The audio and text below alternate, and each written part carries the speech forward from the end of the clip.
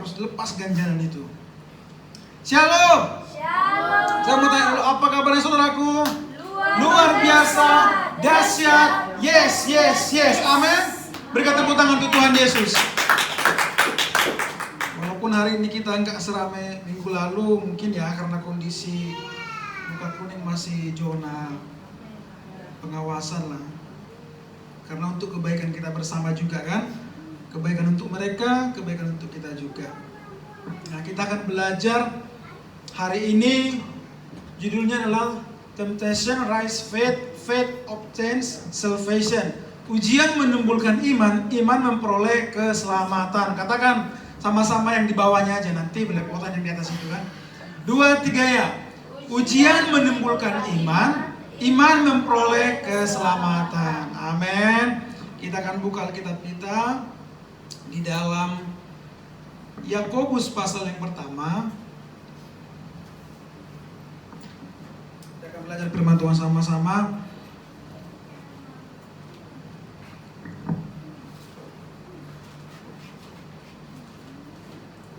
Yakobus pasal yang pertama. Jadi ini Rasul Tuhan Yesus ya, Yakobus, bukan Yakobus yang turi atau Yakobus yang lain. Tapi ini Rasul Tuhan Yesus. Kalau dapat katakan amin. Kita baca bersama-sama aja karena cuma 4 ayat. Kalau sudah dapat kita baca 2, 3 ya. Salam dari Yakobus, hamba Allah dan Tuhan Yesus Kristus, kepada kedua belas suku di perantauan.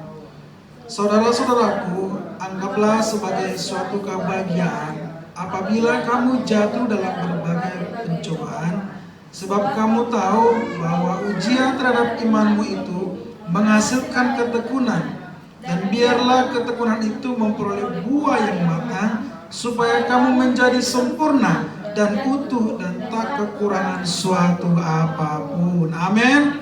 Nah, hari ini kita belajar tentang pencobaan. Nah, kita kadang berpikir jadi seorang Kristen itu akan menjadi enak dan tidak ada masalah. Tapi justru kebalikannya, karena Tuhan tidak pernah berjanji mengikut Tuhan akan selalu yang enak saja, yang happy-happy saja. Tetapi justru Tuhan berkata, setiap orang yang mengikut aku harus memikul salibnya. Arti dari salib itu adalah beban, adalah suatu pengorbanan. Artinya mengikut Kristus harus berkorban di dalam hidup kita. Nah, oleh karena itu, tapi kita mau belajar dari sini. Pencobaan yang kita alami itu bukan pencobaan yang sia-sia, atau pencobaan yang dialami orang di luar kekristenan atau di luar anak Tuhan. Mereka dicobai tidak akan ada untungnya. Tetapi kita mengalami pencobaan ada maksud dan tujuannya. Amin.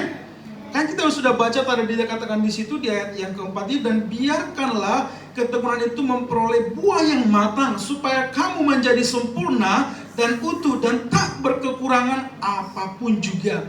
Nah, oleh karena itu saya ambil 3 poin penting di sini. Apa sih tujuan kita mengalami pencobaan? Tapi lebih kepada gini loh.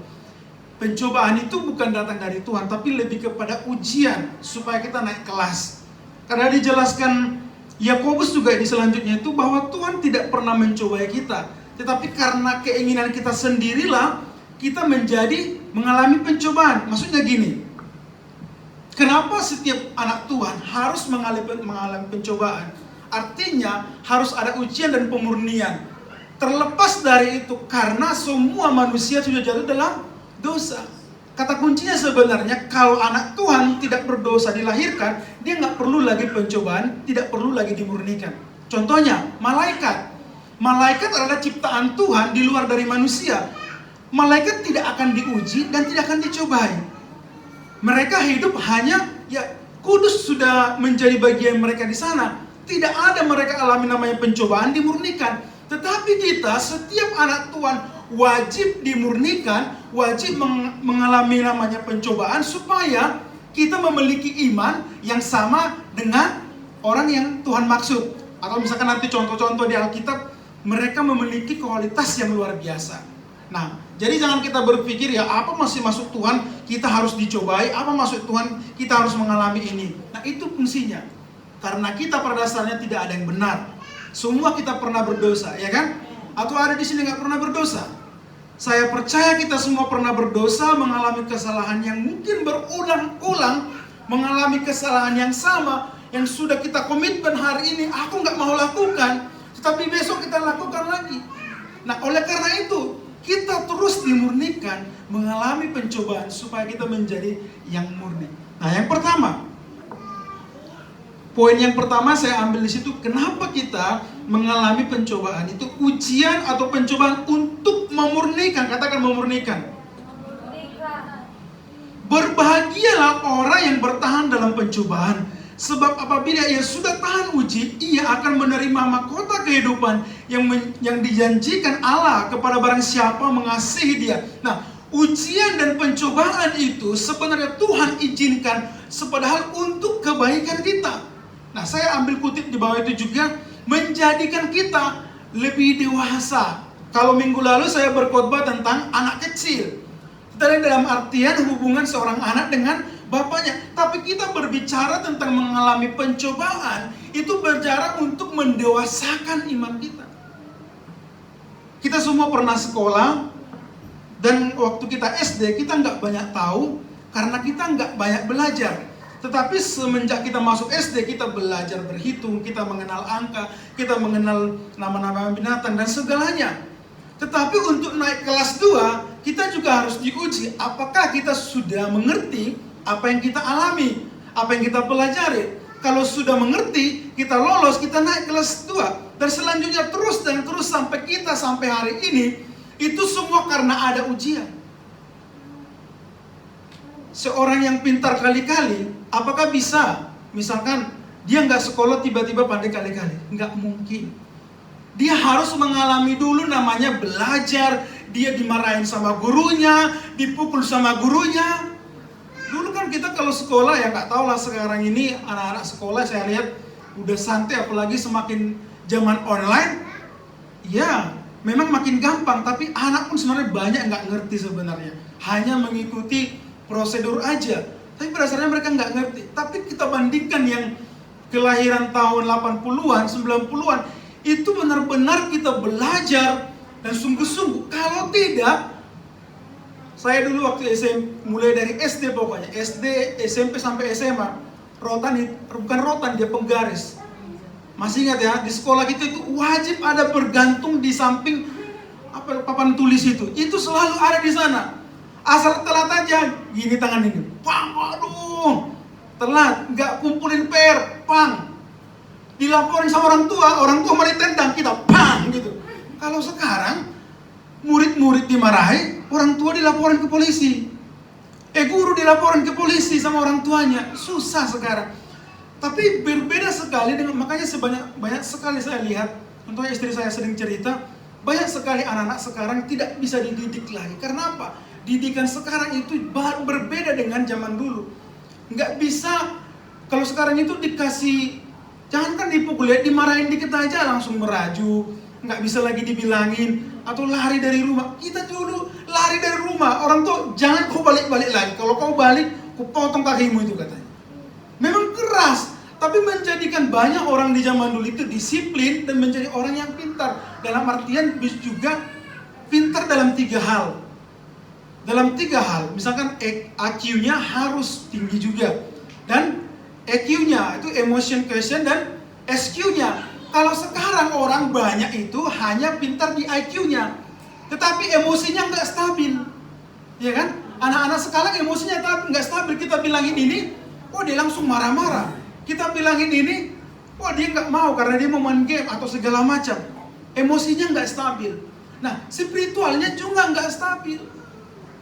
Dibandingkan anak-anak seperti dulu yang memang terdisiplinkan, pasti mengalami input yang luar biasa. Nah, Tuhan juga mau kita seperti itu, disiplinkan, diberikan ujian dan pencobaan supaya kita naik kelas, menjadi dewasa. Jadi jangan heran kalau kita mengikut Kristus, jangan heran di dalam satu gereja akan sikut-menyikut. Orang datang ke gereja jangan berpikir kita akan selalu aman aja di sini. Suatu saat kita akan bisa saling menyikut. Firman Tuhan yang berkata, manusia besi menajamkan besi, manusia menajamkan sesamanya. Jadi Tuhan sebenarnya maksudnya dalam artian gini, Tuhan bukan memberikan ujian itu, tapi Tuhan mengizinkan ada perselisihan di dalam mungkin komunitas untuk mendewasakan kita. Gimana respon kita menghadapi apa yang terjadi? Disitulah kedewasaan. Kalau misalkan orang yang masih kanak-kanak, langsung biasanya kanak-kanak gimana, seperti yang bilang kemarin, kalau berantem langsung lari kan, langsung ngadu sama mamanya sama bapaknya, langsung ngadu gitu-gitu. Kalau kita sebagai orang yang dewasa, ada perselisihan di dalam gereja ini, dalam komunitas kita dimanapun, apakah kita langsung mengundurkan diri, atau kita langsung bercerita kepada orang lain, atau kita langsung mengombar-ombarkan kepada siapapun? Kalau orang yang dewasa, dia akan menyikapinya, dia akan mempelajarinya, menyelidikinya, siapa yang benar, siapa yang salah. Bahkan firman Tuhan sekalipun berkata, kalaupun salah didoakan, bukan dihakimi. Nah, di sini kita belajar tingkat kedewasaan anak Tuhan itu bukan hanya harus berjalan mulus, justru berjalan berliku-liku. Ada permasalahan di sana sini. Yang pacaran, yang suami istri. Saya suami istri, saya juga udah menikah. Pasti kita semua mengalami namanya berantem kecil-kecilan ya. Bahkan berantem besar-besaran pun ada. Tapi adakah di antara kita yang gara-gara berantem kecil minta cerai atau minta langsung nikah sama yang lain? Atau pasti enggak. Karena kita belajar dewasa, karena itu proses supaya kita dewasa dalam hal berkeluarga. Sama halnya dalam hal kerohanian kita. Kita diproses Tuhan untuk menjadi iman yang luar biasa, menjadikan kita dewasa. Dan yang selanjutnya juga saya buat di situ, menjadikan kita orang yang kuat. Kemarin kami cerita dengan bos kami mengenai masalah corona ini. Dia seorang yang kaya, justru dia berkata demikian. Sebelum udah agak lama sih, nggak minggu yang lalu, dia bilang sebenarnya anak-anak itu nggak boleh terlalu, misalkan dibuat makanannya itu terlalu steril, misalkan harus steril banget, nggak boleh juga. Karena apa? Biasanya imunnya itu akan lemah karena terbiasa makanan yang udah disteril semua. Tapi perhatikan loh, bandingkan dengan misalkan gara-gara banyaknya percobaan, contohnya nih ya, saya bukan, mohon maaf, tapi orang yang kurang waras lah, orang yang jalan di pinggir jalan. Dulu ada namanya di kampung kami itu hampir tiap hari jalan, tapi nggak pernah saya lihat sakit. Makanannya dari sampah, ya kan? Orang-orang yang dipungut-pungut itu. Tapi perhatikan orang-orang yang kurang waras itu, nggak pernah kelihatan sakit. Bahkan selalu semangat terus. Ada satu anak, saya nggak tahu itu gila apa enggak. Di Simpang Tembesi ada satu, pernah lihat nggak kalau naik carry ada anak yang joget-joget di simpang-simpang itu loh, anak remaja saya lihat. Saya lihat dia nggak pernah mengalami namanya stres, sakit. Bagi dia saya lihat semua badannya itu semangat. Nah biasanya kalau kita sering mengalami namanya tekanan, mengalami masalah, pergumulan, biasanya kita akan timbul akan jauh lebih kuat. Amin. Coba dibandingkan nih, yang biasanya dimanja-manja, dulu dimanja-manja mungkin sama papahnya waktu dia kecil, dimanja-manja terus. Udah besar dimanja-manja sama pacarnya, udah nikah dimanja-manja sama istrinya atau suaminya. Tiba-tiba semua orang yang memanjakan dia itu nggak ada, datang masalah. Itu terpuruknya luar biasa. Karena apa? Dia nggak terbiasa dengan problem-problem yang dia hadapi saat ini. Tapi biasanya orang yang sudah mengalami sering masalah-masalah demi masalah akan menganggap masalah itu bukan lagi masalah. Amin. Salah satu contoh lah, hal sederhana, ini contoh sederhana ya. Biasanya kalau orang telat di perusahaan sekali, itu takut sekali. Tapi kalau berulang-ulang, bagi dia itu nggak masalah lagi. Maksud saya, secara psikologisnya gitu. Biasanya kalau kita semakin sering mengalami masalah demi masalah, biasanya kita akan semakin kuat. Amin. Makanya sebenarnya di Indonesia ini termasuk orang-orang yang kuat. Kenapa nggak kuat? Bayangin. Di Indonesia dengan penduduk yang 250 juta, ya kita memang sekarang ini sampai udah 200-an ribu, berarti sekitar 1% ya. 1% kita kena dari penduduk Indonesia. Tetapi dibandingkan negara lain, Eropa, dengan penduduk palingan cuma 20 juta, yang positif itu sampai 300 ribu orang. Nah, banyak prediksi orang di Indonesia itu sebenarnya susah orang kena virus, karena makanannya aja sudah banyak virus. Iya kan? Kalau bagi orang luar negeri, gorengan itu nggak bagus, tapi bagi Indonesia itu makanan enak. Di luar negeri, orang makan itu ya pakai sendok, harus steril, kita mana pakai. Apalagi orang Batak. Kalau udah makan ada saksang apa-apa, pokoknya udah enak kali, nggak perlu cuci tangan. Wah, Jadi virus pun udah jadi bermutasi dengan tubuh kita. Atau virus itu udah menandai ini darah orang Batak, ini ngeri nih. Ini bukan cuma makan babi, biawak pun dimakan ya kan. Orang Batak segala yang berkaki 4, selain meja dan bangku, semua bisa dimakan. Semua yang terbang selain besi, selain pesawat bisa dimakan semua. Segala yang di laut, yang berenang, kecuali kapal dan kapal selam, bisa dimakan semua. Nah, orang Indonesia itu biasanya sering memakan yang di luar dari kebiasaan orang lain. Makanya orang Indonesia itu kebal gitu. Dibandingin orang yang makannya harus bersih, harus yang steril-steril. Indonesia itu hebat. Kayak kita lah sebenarnya. Kayak kita ini kan sering kita nggak pakai masker, tapi kita masih kuat, sehat-sehat aja. Dibandingkan dengan orang-orang di Singapura itu mudah-mudah sakit. Kalau kayak kita ini, ya puji Tuhan lah. Tapi itu bagian dari karena apa? Kita sering berlawanan dengan virus-virus mungkin yang tidak terbaca, yang tidak diteliti. Kan ada virus bakteri, di makanan-makanan kita itu kan ada bakteri, ada virus. Nggak harus coronanya, banyak di situ bakteri dan virus. Nah, demikian juga kehidupan kita. Semakin kita mengalami namanya tekanan, masalah demi masalah, kita akan muncul sebagai orang yang kuat, dan ujung-ujungnya kita menjadi orang yang perkasa. Seperti emas. Emas waktu digali itu bercampur dengan batu, bercampur dengan tanah. Nah, biasanya itu harus dibakar dulu untuk mendapatkan emas yang murni. Emas murni, emas 24 karat. Mungkin di atasnya lagi, pokoknya emas murni lah. Dia harus dibakar terus, karena akan terpisah batu-batu kecil yang ada di dalam emas itu. Nah, kita pun harus demikian. Supaya iman kita, supaya hidup kita timbul dewasa dan murni di hadapan Tuhan dan berharga di hadapan Tuhan, kita harus siap diproses. Amin. Dan saya mau lihat tangan-tangan yang mengalami pencobaan. Saya sendiri juga. Mungkin orang berpikir kita ini hamba Tuhan. Kita berkhotbah, kita melayani. Tapi nggak selamanya loh. Yang kita gumulkan itu dijawab Tuhan. Bahkan sampai hari ini, permohonan saya cuma berikan Tuhan keturunan. Tapi sampai hari ini Tuhan nggak jawab.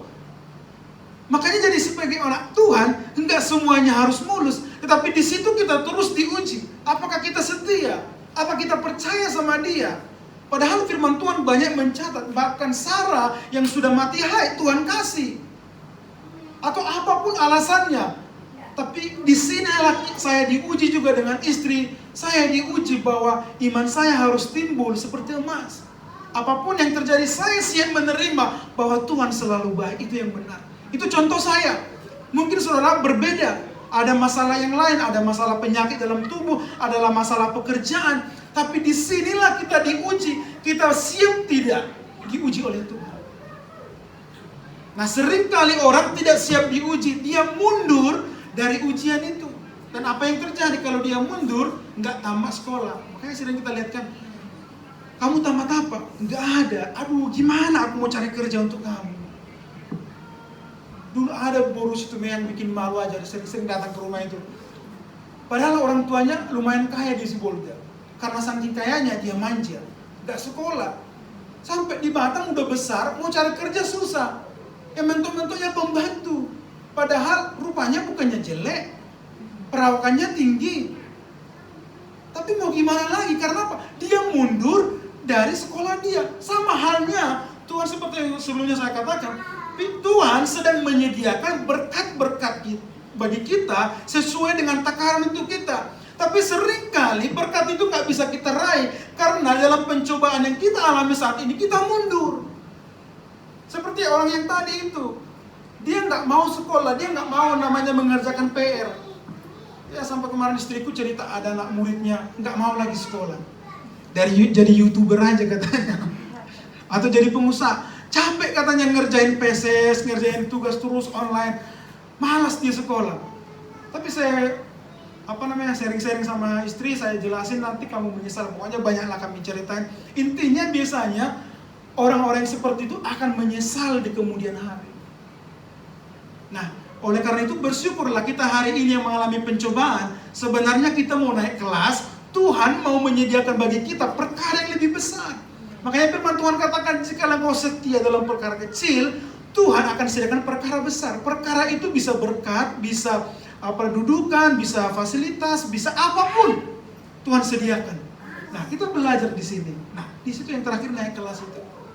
Jadi bilang sama kiri kanannya atau bilang sama hatinya, welcome segala masalah. Saya akan siap ujian nasional, bilang. Walaupun berat, tapi pasti kita sanggup karena kita bersama dengan Tuhan. Amin. Karena ini tujuannya supaya kita menjadi dewasa. Kalau tidak dewasa, yakinlah kita nggak bisa masuk dalam kerajaan surga.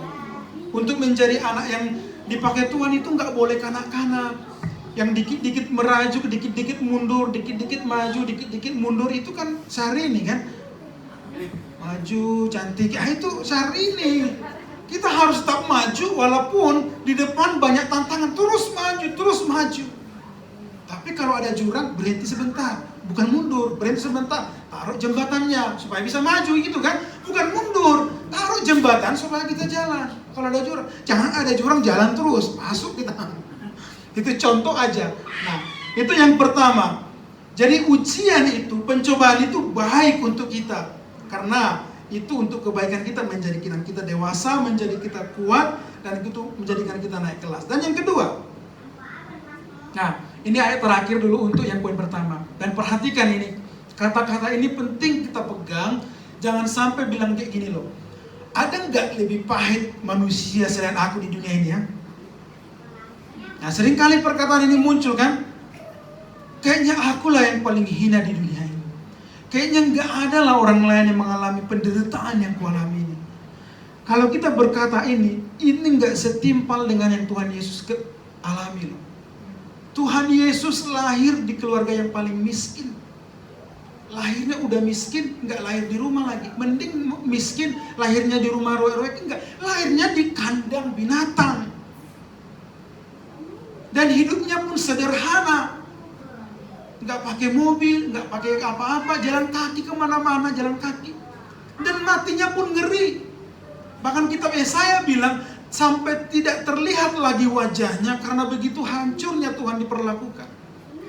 Kalau kita masih mengalami cuma dibenci orang, disakitin orang, diomongin orang, cuma nggak ada pekerjaan, cuma nggak bisa makan siang aja nggak bisa, langsung bilang, Tuhan, apakah aku paling miskin di dunia ini?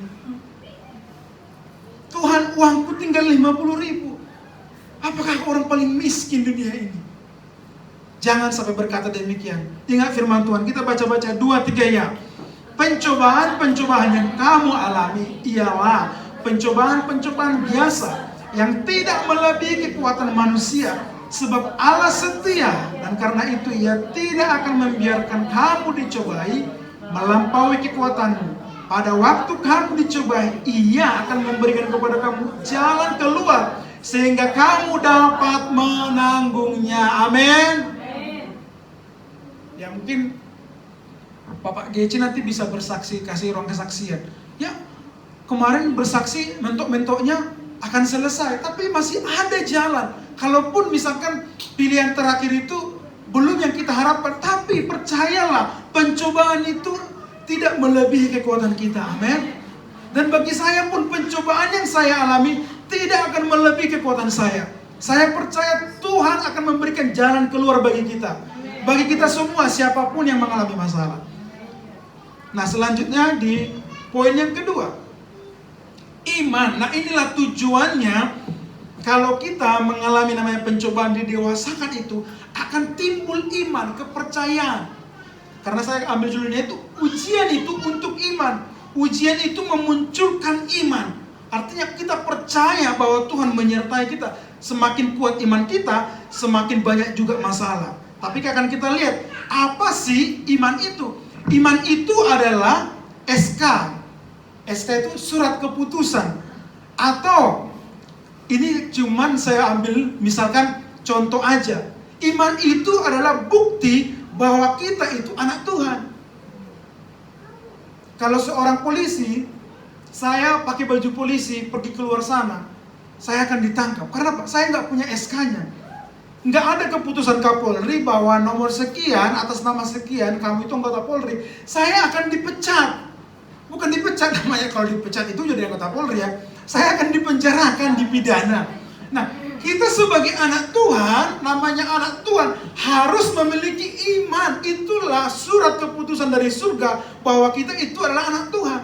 Makanya Tuhan bilang, kalau dia datang ke bumi, dia nggak cari rumahmu, dia nggak cari gerejamu, dia nggak cari berapa banyak jemaatmu, dia cari apa? Apakah aku dapati imanmu di bumi? Inilah identitas kita sebagai anak Tuhan. Iman adalah senjata kita untuk mengalami mujizat. Jadi iman inilah yang harus kita miliki. Coba kita buka dalam 1 Petrus 1 ayat 7. Jadi tujuan tadi pencobaan itu ke situ. Maksud semua itu ialah untuk membuktikan kemurnian imanmu. Jadi pencobaan tadi itu membuktikan iman kita itu dimurnikan, yang jauh lebih tinggi nilainya dari emas yang fana. Bayangin lo ya, ternyata iman itu lebih mahal dari emas. Kalau misalkan kita dapatkan emas 1 batang 1 kilo, apa yang kamu rasakan? Saya akan melompat kegirangan menggila. Karena 1 kilo itu berarti 1000 gram.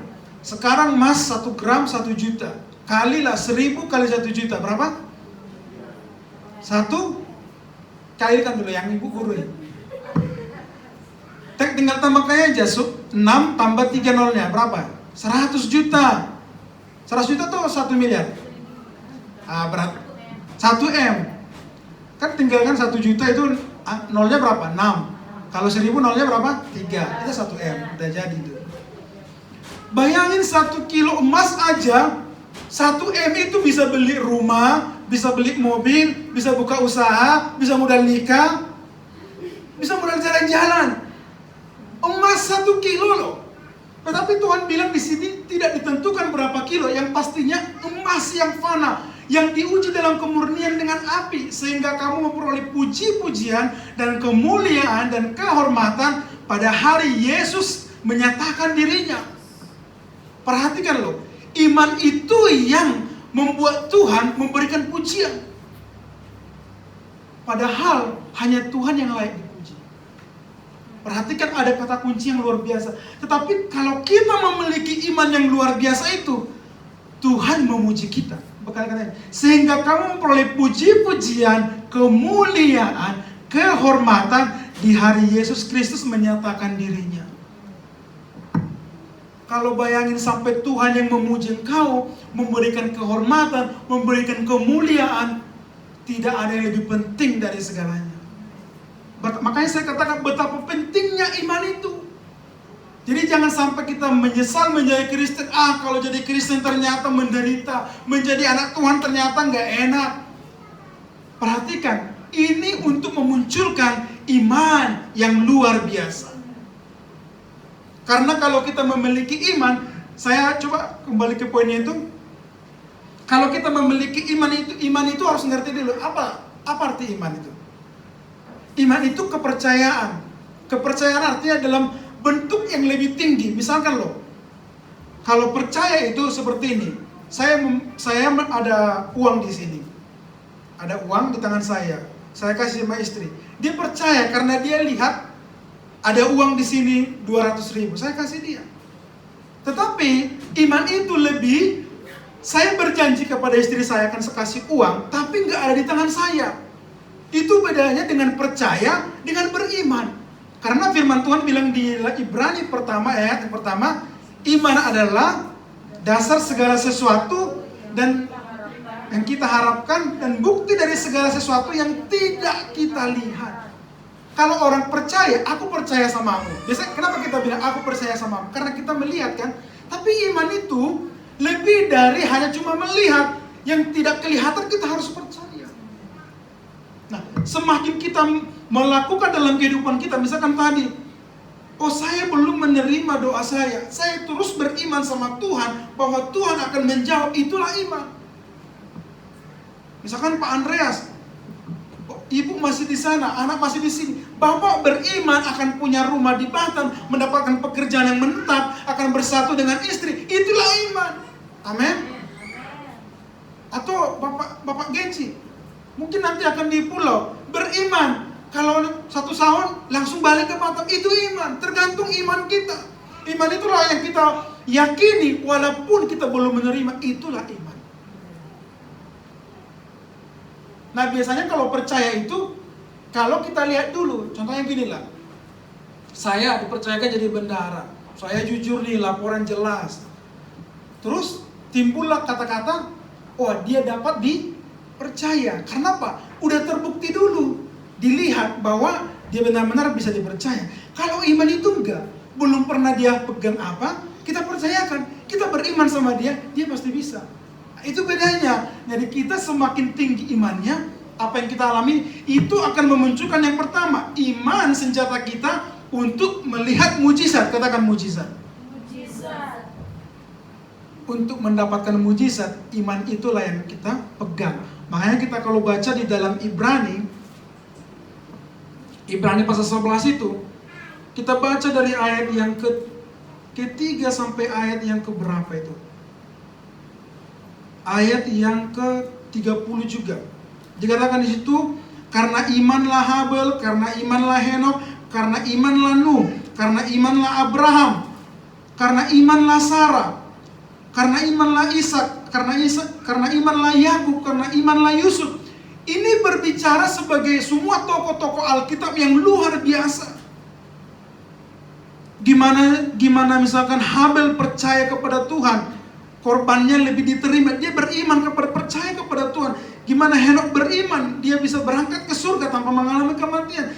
Gimana Nuh beriman kepada Tuhan, walaupun di sekelilingnya orang tidak menyembah Tuhan lagi, melakukan segala yang rusak di depan Tuhan, tapi beriman kepada Tuhan. Gimana Abraham mempersembahkan anaknya yang tunggal satu-satunya yang dia tunggu-tunggu bertahun-tahun harus dikorbankan juga. Tapi dia beriman, tetap memberikan itu. Tapi karena iman itulah mujizat besar terjadi. Sampai hari ini Abraham selalu dikenang. Bahkan agamanya terbesar di dunia. Agama Kristen, Islam, dan Yahudi itu agamanya Abraham. Dan selanjutnya Sarah yang sudah mati haid karena imannya yang kuat itu. Dia percaya, walaupun gak melihat, dia percaya Tuhan akan memberikan. Sama dengan Ishak, sama dengan Yakub, sama dengan Yusuf. Secara manusia mana mungkin bisa berhasil? Udah dibuang, dihianati sama keluarganya, dibuang jadi pembantu di penjara, tapi bisa jadi perdana menteri. Kalau di Indonesia terbalik, penjara koruptor bisa jadi presiden atau jadi pejabat. Ini beda, bukan karena dia korupsi, tapi dia difitnah. Nah, kita belajar dari sini, iman itulah yang menimbulkan mujizat bagi kita. Amin. Siapa yang rindu mujizat dalam hidupnya terjadi setiap hari? Pasti kita merindukan mujizat. Tapi kita butuh senjata namanya iman yang akan menjadikan mujizat itu terjadi. Amin. Dan yang kedua, iman itu adalah harta yang tak ternilai. Nah, ini yang saya bilang tadi itu, harta yang tak ternilai. Dan salah satu poin lagi, dan iman itulah tiket kita ke surga. Katakan tiket kita ke surga. Jangan kita pikir melayani Tuhan berapa lama itu tiket. Tidak. Iman kita lah yang menentukan kita masuk surga apa tidak. Iman itu seperti apa? Kita masih meragukan tidak? Kita masuk surga apa enggak? Dan saya mau bertanya, masih ada yang ragu nggak dia masuk surga apa enggak? Alasannya harus jelas. Kenapa kita percaya kita masuk surga? Itu pertanyaan. Jadi kalau ditanya orang nanti, kamu masuk surga nggak? Ya. Alasannya apa? Ya saya Tuhan. Ya kamu aja kemarin baru nyuri. Oh iya. Langsung kita takut, ya, nah jangan aku masuk neraka nih. Kemarin aku kan berdosa, berarti aku masuk neraka dong. Nah, inilah penting kita beriman kepada Tuhan, bahwa Tuhan sudah mati bagi kita, Dia menebus kita untuk menyelamatkan kita. Kalau bicara kita berdosa, itu pasti ya, tidak mungkin tidak berdosa. Tetapi jauh dari itu. Kalau bukan memang karena dari keinginan kita, tapi kalau keinginan kita yang selalu berdosa, berarti kita belum bertobat, dalam artian belum menerima Tuhan. Tapi makanya sampai Paulus bilang, dia di dalam roh selalu pingin dekat sama Tuhan, tapi di dalam kedagingannya dia selalu melakukan dosa. Tapi dia percaya sama Tuhan bahwa Tuhan mengerti apa yang terjadi dalam dirinya. Paulus pun berkata demikian. Kita pun kadang seperti itu. Nah, kita sebagai anak Tuhan kadang melakukan dosa juga, tapi percaya iman kita harus jelas bahwa kita sebagai anak Tuhan, kita percaya kita akan masuk surga. Kalau kita sebagai anak Tuhan aja nggak yakin kita masuk surga, gimana nanti responnya Tuhan? Nah, itu penting bahwa iman itulah tiket kita. Nah, makanya iman itu juga sejalan dengan yang kita alami. Artinya apa? Orang yang beriman itu nggak bersungut-sungut, itulah tandanya bahwa dia masuk surga. Kalau masih bersungut-sungut berarti nggak punya iman, nggak pantas masuk surga. Itu prinsip. Beriman itu apa? Tidak meragukan Tuhan. Kalau masih meragukan Tuhan berarti nggak beriman, berarti nggak pantas masuk surga. Itu aja prinsip. Kembali back to poin pertama itu, pencobaan itu. Kalau kita setia di sana, itulah menunjukkan kalau kita lewat dari ujian itu, kita punya iman, kita pantas masuk surga. Tapi kalau orangnya masuk ke sini suatu komunitas nggak enak di hatinya, langsung keluar dari grup, nggak suka keluar dari grup, atau nggak suka langsung diceritain ke orang lain. Itu bukan orang yang beriman. Orang yang beriman itu menyimpan banyak rahasia, mendiam, berdoa untuk mereka, bukan mengumbar-umbarkan gosip sana, gosip sini, gosip ke pintu sana. Nggak ada gunanya. Justru itu kejelekan kita. Semakin kita banyak menggosipin orang, semakin kita dikenal orang. Kalau nggak jadi teman kita, mungkin kita jauh lebih digosipin. Hati-hati sama penggosip. Saya percaya di gereja UGM Perbelasan nggak ada penggosip. Amin. Kenapa hanya jadi penggosip? Gini loh, penggosip itu waktu dekat sama kita, kenal dekat, dia seringkali menggosipin teman-teman kita. Iya lu saya. Tapi percayalah, kalau suatu saat dia nggak suka sama kita, lebih banyak karena dia kenal sama kita, lebih banyak yang digosipkan dia tentang kita ke orang lain. Jadi nggak aman kita berteman sama penggosip, karena suatu saat kita bisa nggak enak sama dia, kita digosipin. Jadi jangan dekat-dekat sama penggosip. Amin. Karena gosip itu makin digosok, makin sih. Nah, kita lanjut aja. Jangan lama-lama kita nanti. Yang ketiga, keselamatan tujuan segalanya. Jadi iman itu keselamatan tujuan segalanya. Jadi dari segala yang kita alami, dari segala yang kita lakukan hari ini, yang segala yang Tuhan izinkan pencobaan itu, tujuannya demi keselamatan. Amin. Saya mau katakan kalau tujuannya kita ke gereja hanya formalitas, saya hari ini mengundurkan diri dari gereja. Jujur aja. Kalau tujuan saya datang melayani Tuhan, tujuannya hanya sebagai Kristen, jujur aja hari ini saya berhenti, lebih baik saya jadi ateis. Saya bisa melakukan apa yang saya mau. Tapi kenapa saya begitu? Kenapa kita begitu getol terus melayani Tuhan? Mau orang bilang corona, mau orang bilang kamu capek, kamu udah bertahun-tahun melayani Tuhan, kamu udah disakiti orang. Kenapa tujuannya ini? Yang mau saya raih itu keselamatan. Ini poin penting dari segalanya. Dan penting kita pegami. Kalau kita datang ke gereja hanya untuk mencari kekayaan, jujur aja lebih baik jangan Kristen. Itu saran saya. Lebih baik pergi ke Gunung Kidul, bawa apa yang kamu bisa persembahkan, kamu bertapa 1 bulan, yakin saya kamu pulang pasti kaya. Kalau kamu ingin hanya untuk kesehatan datang ke gereja, saya bilang lebih baik kamu stop, pergi ke dokter, kamu terapi terus, atau kamu cari dukun lebih kuat, kamu pasti sembuh. Yakin saya, pasti sembuh. Tujuannya jangan itu. itu adalah bonus. Amin. Datang ke gereja itu bukan untuk diberkati, bukan hanya untuk disembuhkan, bukan hanya untuk kepentingan kita, tapi demi keselamatan kita. Ini tujuannya. Kalau hanya saya beringin di dunia ini hanya diberkati Tuhan, capek jadi anak orang Kristen. Lebih enak jadi orang Cina.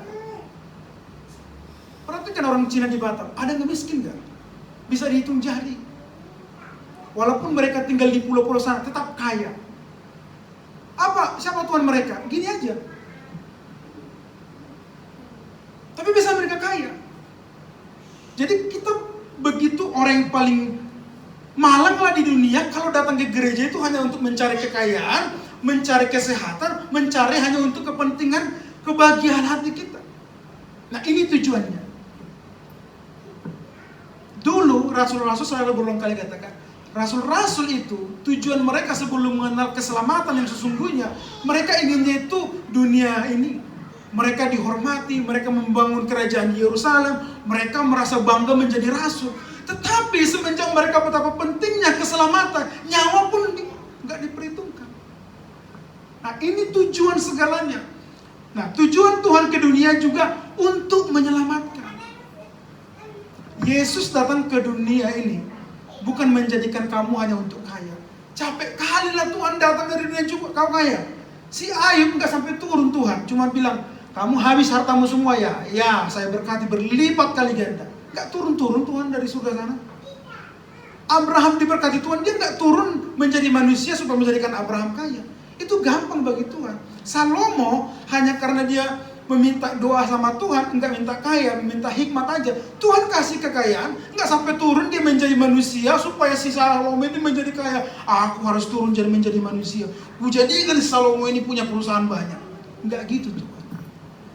Tetapi demi keselamatan kita, Tuhan rela mati di kayu salib. Amin. Jadi ini penting sekali kita pahami. Supaya apa? Kita menjadi Kristen enggak gampang menyerang. Karena banyak orang Kristen gampang menyerang.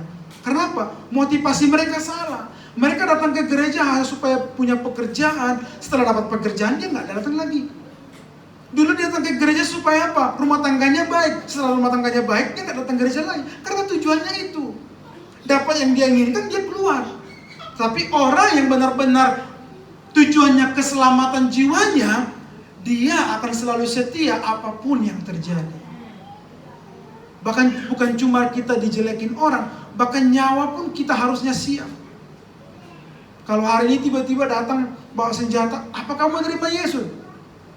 Siap nggak kita? Nah ini penting.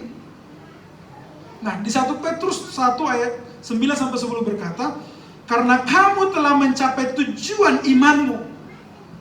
Nah ini tujuan iman kita. Memang tadi saya katakan iman itu menimbulkan mujizat, Sarah dapatkan anak, Yusuf menjadi pemimpin, yang lain-lain dapat berkat secara jasmani.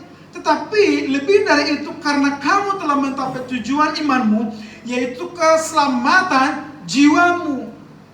Keselamatan itulah yang diselidiki dan diteliti oleh nabi-nabi yang telah bernubuat tentang kasih karunia yang diuntukkan bagi kamu. Tujuannya ini. Kenapa Tuhan memilih banyak nabi, memilih banyak rasul, mati banyak sekali nabi yang mati demi hanya keselamatan. Sampai si Hosea, nabi yang paling Tuhan perlakukan tidak adil. Kalau nanti baca kisah kitab Hosea itu nabi yang dipilih Tuhan khusus untuk menikahi pelacur, bayangin. Baca nanti Hosea. Tuhan pilih dia untuk menikahi pelacur. Demi apa? Keselamatan Israel. Bahwa itulah bukti kasih Tuhan kepada orang Israel. Walaupun orang Israel berzina dalam artian menyembah berhala, tapi Tuhan terus mengasihi dia. Buktinya sampai si nabinya pun direlahkan menikah dengan pelacur. Artinya apa? Walaupun orang Israel berzina secara menyembah Allah, tapi Tuhan telah merangkul dia, menjadikannya istrinya. Itu yang Tuhan mau di sini. Nabi-nabi, semua rasul-rasul menyelidiki itu, melakukan itu semua. Keselamatan kita. Paulus sampai rela semuanya untuk keselamatan kita. Kalau mungkin gak ada Paulus, orang Eropa belum tentu bertobat. Tapi karena Paulus, karena No Manson mati untuk kita. demi keselamatan kita. Tuhan Yesus mati di kayu salib untuk keselamatan kita. Jadi ingat ya, kita GBI Pambil Plaza jangan tujuannya dilihat Ibu Gembala, bukan tujuannya supaya diberkati di gereja, tidak. Bukan supaya kedudukannya diberkati Tuhan, tidak. Bukan itu tujuannya. Kalau itu tujuannya nggak tercapai, kita akan kecewa. Kalaupun tercapai, kita akan puas, kita akan tinggalkan gereja ini. Karena tujuannya di sana. Sama seorang yang mendapatkan misalkan kesembuhan dari dukun, dia bayar, nggak mungkin lagi dia datang udah sembuh kok.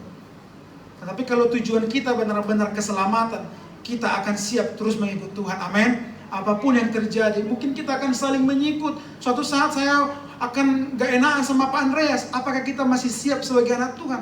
Siap diproses, dimurnikan. Suatu saat saya gak berenakan sama itu Elsa, sama Lai Robin, atau semua kita saling, mungkin ada saling sikut menyikut. Disitulah dibuktikan kita orang dewasa atau tidak. Amin. Karena ingat firman Tuhan, memang banyak orang Kristen, tapi sedikit orang yang akan terpilih nanti. Karena memang sangat sempit jalan ke sana. Nah ini, kalau mau disurvei, saya yakin disurvei aja, kita buat di questionnaire, misalkan survei lah, apa tujuanmu datang ke gereja? Pasti banyak supaya diberkati, supaya usahanya diberkati. Oh, saya datang hari ini ke gereja, Pak Pendeta mohon doakan suami saya masih suka mabuk, Pak Pendeta. Udah didoakan, udah gak mabuk lagi, mereka malah ke mall berdua. Tuhan tinggal di gereja, kalian enak ya berdua terus ya. Dulu waktu belum diberkati datang ke sini, Pak Pendeta, tolonglah doakan saya, sudah masukin lamaran dari Tanjung Uncang ke Batu Ampar, dari Batu Ampar sampai ke Kabil, dari ke Kabil sampai ke Nongsa, semua saya masukkan Pak Pendeta. Untuk buat lamaran saya udah habis 100 juta. Mending buka usaha. Contoh, udah dapat pekerjaan, alasannya apa? Ya Pak, nggak bisa datang hari Minggu ini, dari PT kami jalan-jalan ke Barelang. Oke, minggu depan tanggal 30, tanggal 4 pula kan baru gajian. Reng-reng, kenapa nggak gereja kamu jauh tuh? Oh, iya Pak, sorry Pak Pendeta, hari ini ada SES keluarga kami Pak Pendeta. Aku pula ini jadi marhobas. Oke. Pokoknya karena kebiasaan banyak alasan, udah ada hasilnya, udah ada gajinya, udah punya pekerjaan, udah nggak penting lagi gereja, nggak penting lagi Tuhan. Karena apa? Tujuannya udah nyampe. Sama gini loh ya, ini yang lebih ngena lah. Cinta dengan nafsu itu beda. Contohnya gini, kalau kita mencintai seseorang, bukan hanya mendapatkan yang kita mau dalam artian nafsu. Bahkan mungkin dia celaka sekalipun, kita harus siap melayani dia. Tapi pernah nggak lihat orang dulu waktu mengejar perempuan itu mati-matian, wah rela berkorban tiap malam minggu datang ke sana. Udah dapat yang dia dapatkan, mohon maaf, hamil di luar nikah, rela membunuh. Itu nggak ditanya lagi, itu Pak polisi pasti sering mengalami kriminal kayak gitu. Kenapa kamu bunuh wanita itu? Dia udah hamil. Sering sekali orang yang dibunuh wanita itu karena udah hamil. Tapi waktu dia menemukan cintanya itu, mendapatkan dia itu mati-matian, habis modal ya, makan bakso, minyak, ya kan?